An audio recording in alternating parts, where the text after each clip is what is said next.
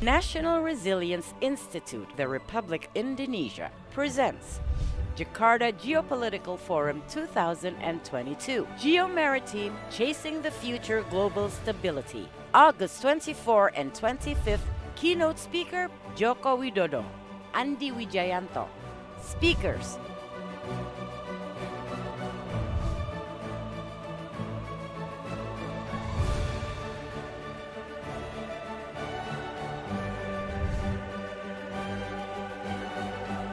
Registration. Jakarta Geopolitical Forum 2022. Geomaritime Chasing the Future Global Stability. So I think better for him to stand up. Can you hear me all right? So, selamat pagi, good morning. It's a great pleasure to be back here in Jakarta again as a guest of Lemhannas, in a city that I've spent many years of my life. So it's like a second homecoming for me. What I'm going to talk about today is a little bit more of the traditional dimension of geopolitics in the maritime domain. My colleagues here have provided some very insightful remarks about the way in which technology is changing geopolitics. But let's not forget that traditional causes of tensions, strategic tensions, are still there, and unfortunately they're getting worse.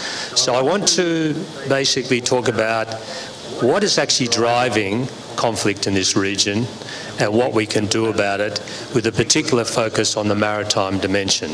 So, first slide, please.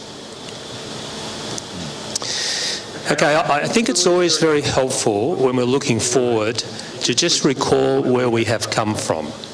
So I just want to provide a bit of context for this discussion by pointing out that over the last 30 or 40 years, the Asia-Pacific region has experienced probably a golden period historically.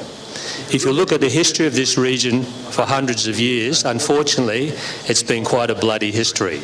But the last 30 or 40 years, there's been a lot of progress. We shouldn't forget that this part of the world has really transformed itself economically, in development terms, in many other ways, to reach the level of I think of prosperity that a lot of skeptics would not have forecast 30, 40 years ago. So let's not remember the good things that have happened. And the other thing I should say is we have not had a major war or conflict in this region since 1979.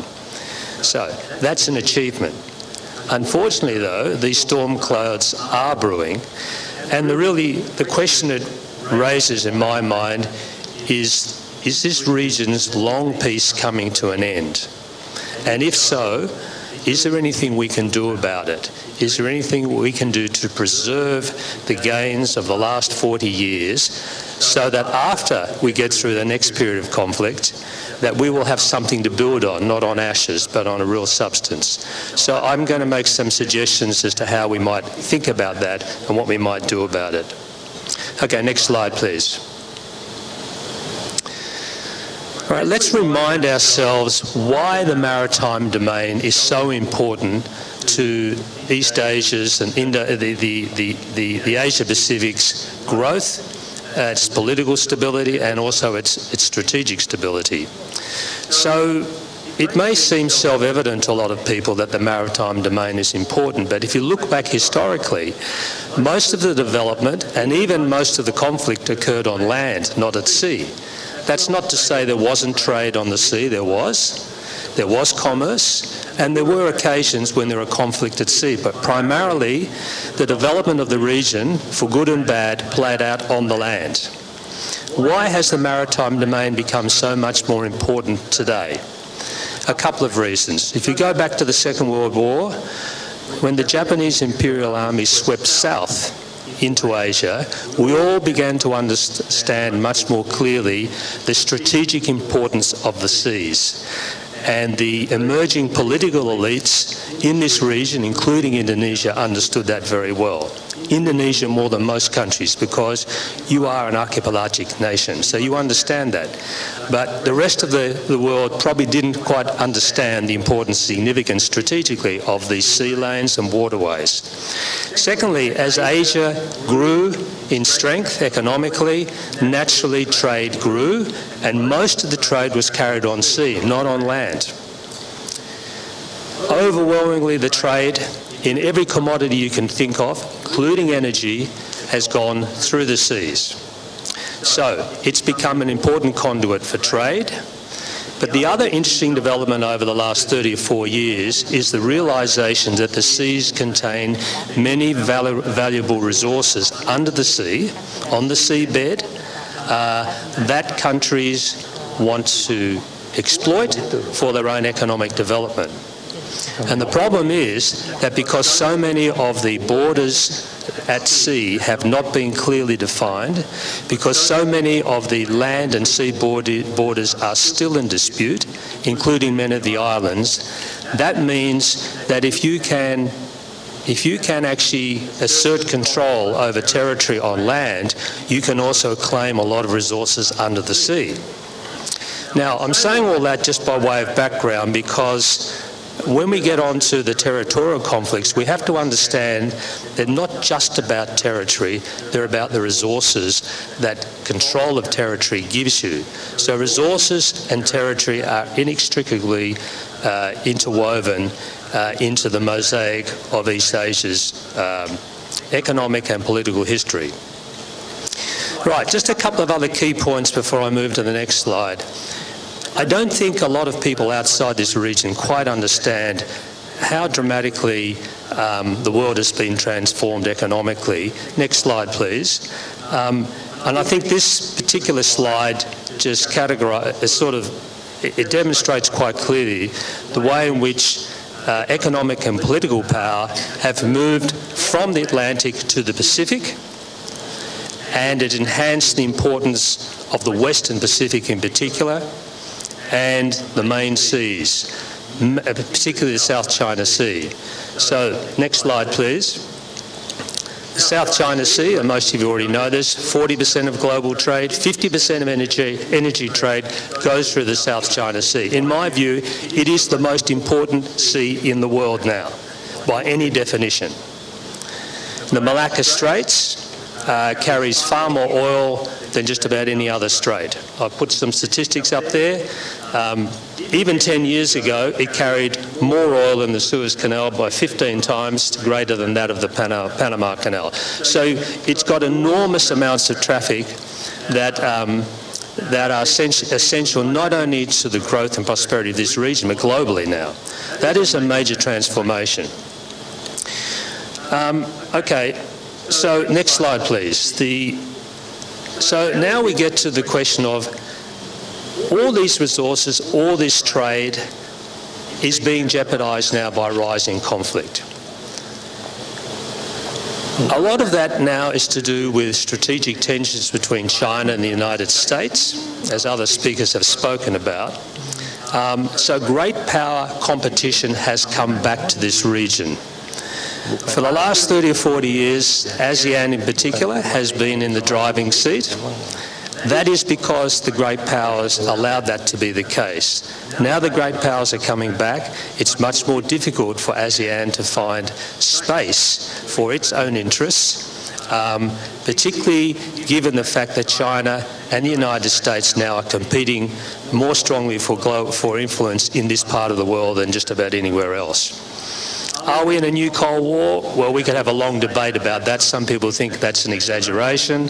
But it doesn't matter what label you want to give it. There's no doubt that tensions have increased, unfortunately, and strategic competition between China and the United States has now got to the point, as we saw in Taiwan earlier this month, that there are now real concerns about could we be not just in a Cold War, but potentially could we be in a hot war in this part of the world.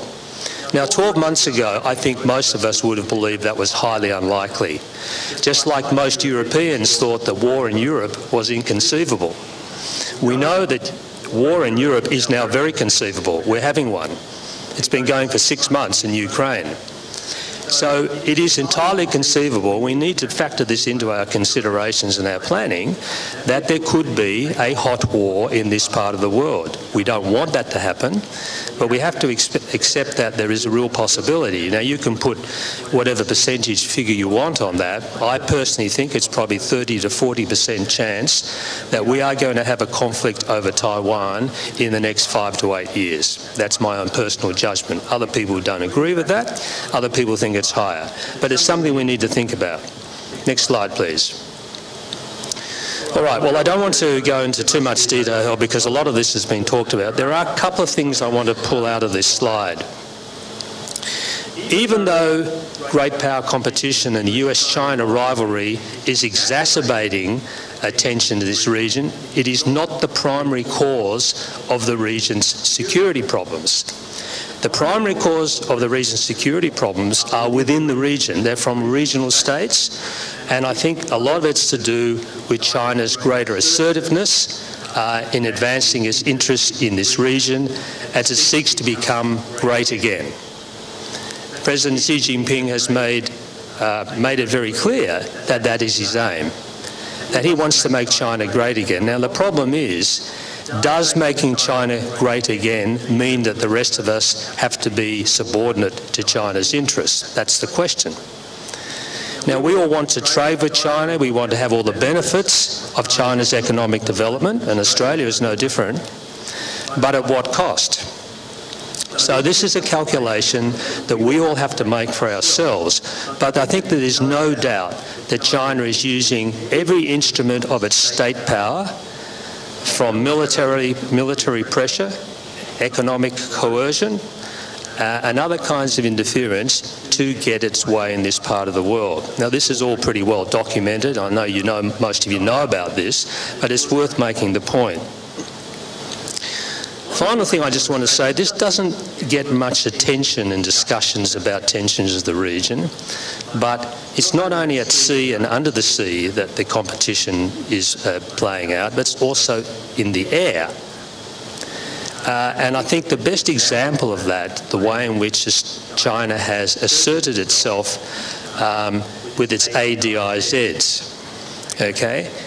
So the ADIZs are not territorial boundaries, but when you're flying an aircraft, whether civil or military, you need to notify the country that controls the ADIZ that you essentially are seeking permission to fly through it. Now, China has turned that into a de facto border for itself, but it infringes on other countries' ADIZs, Air Defence Information Zones, to a much greater extent than any other country. So one of the authors I cite in my paper found that between 2013 and 2020, China infringed on the ADIZs of neighbouring countries, Japan, Korea, and also Taiwan, about 4,500 times. So this is not an accident. This is something that's quite calculated, and it's becoming a problem for a lot of the countries in the region. My question that I like to put to you is, what would happen if China declared an ADIZ over the South China Sea?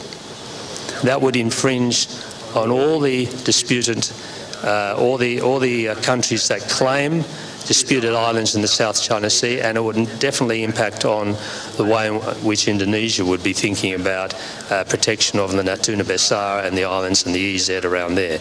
Next slide, please. Okay, so very quickly, it's important to understand why China's doing this. So I'm going to just summarise this very quickly.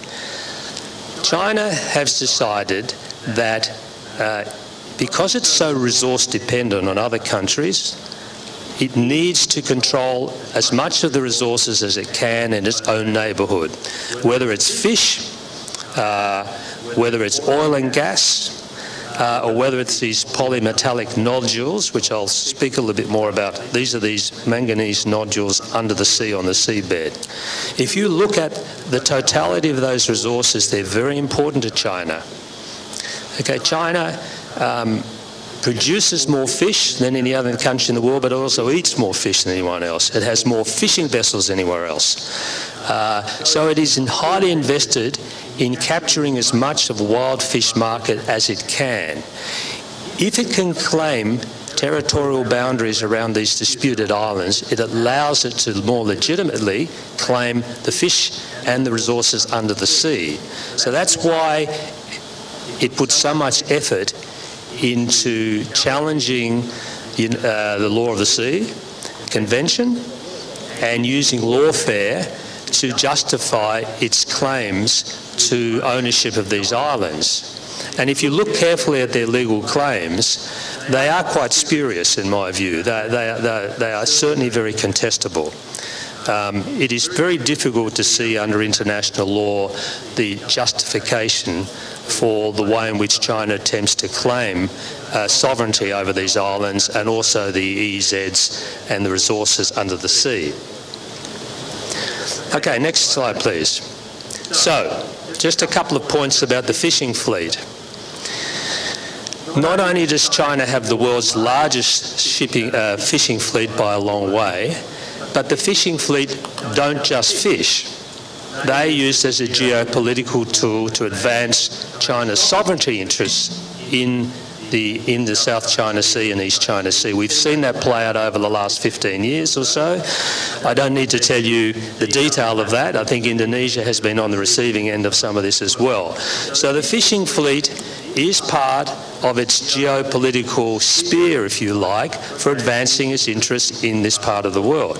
Of course it fishes, and that's also a problem because China is increasingly infringing on the territorial zones and the EEZs of many regional states. Next slide, please. Oil and gas disputes.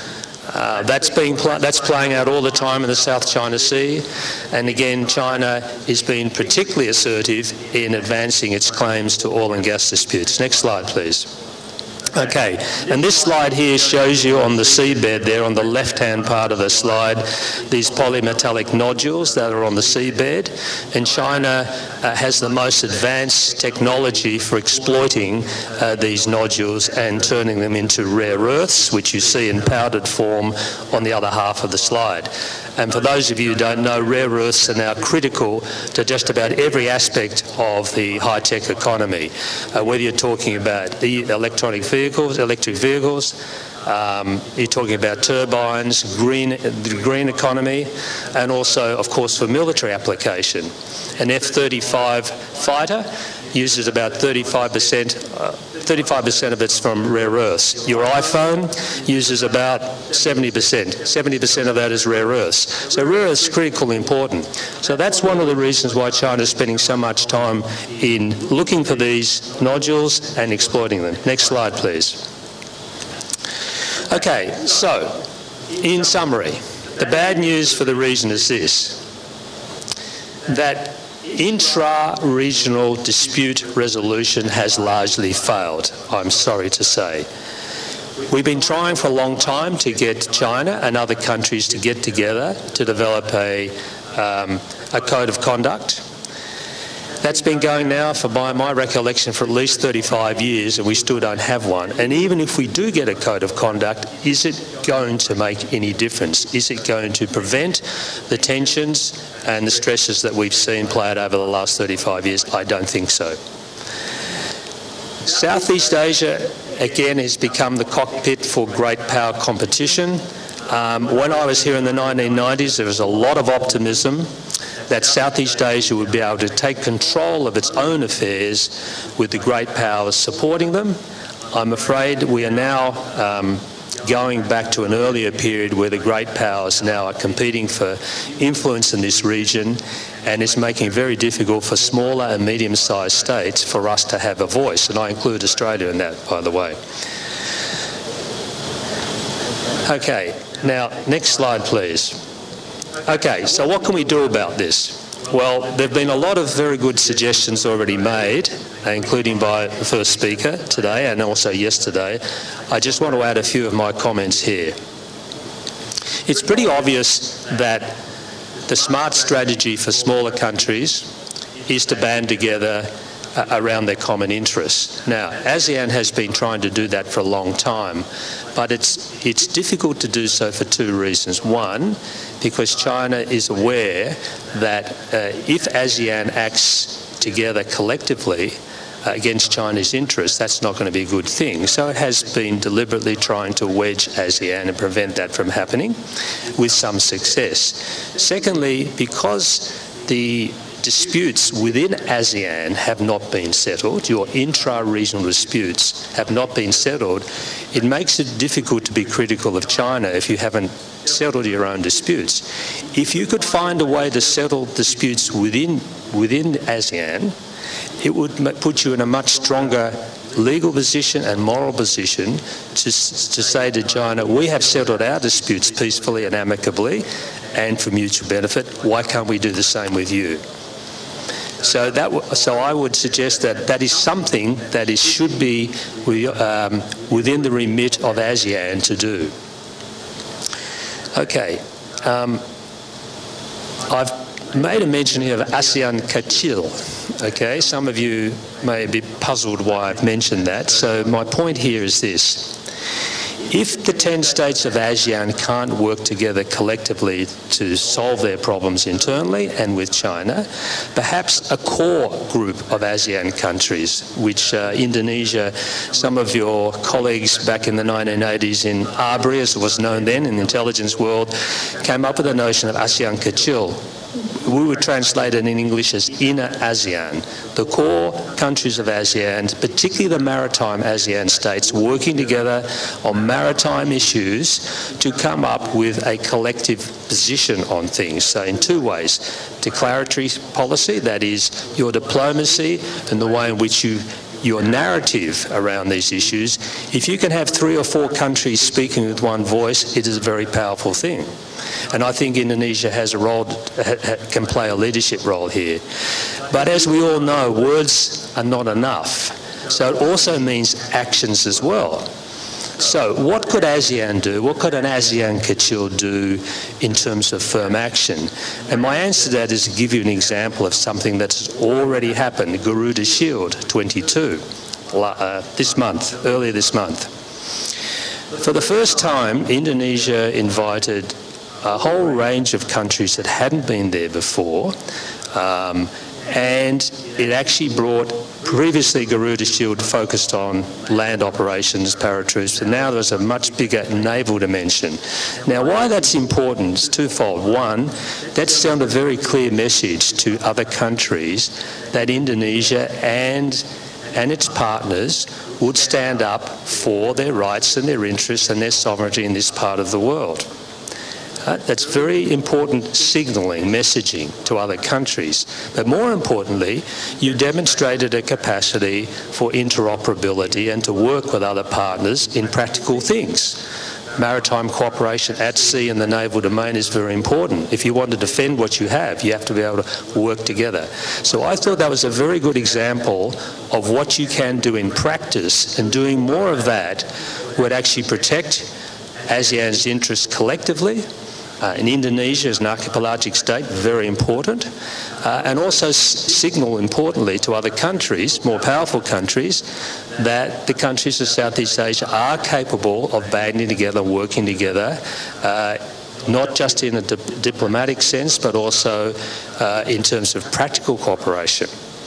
So I think I will leave it there. Oh, and the final point I wanted to make to you is this. Diversification of trade and investment is a critical part of a strategy for preserving and protecting your own independence of action. Now, I'll just give you the Australian example. We, like Indonesia and just about every other country in this region, our main trading partner is China. Of course, we want to keep that trade going. We've benefited from it more than any other country. The last thing we want to do is have problems with China, but we do have problems with China.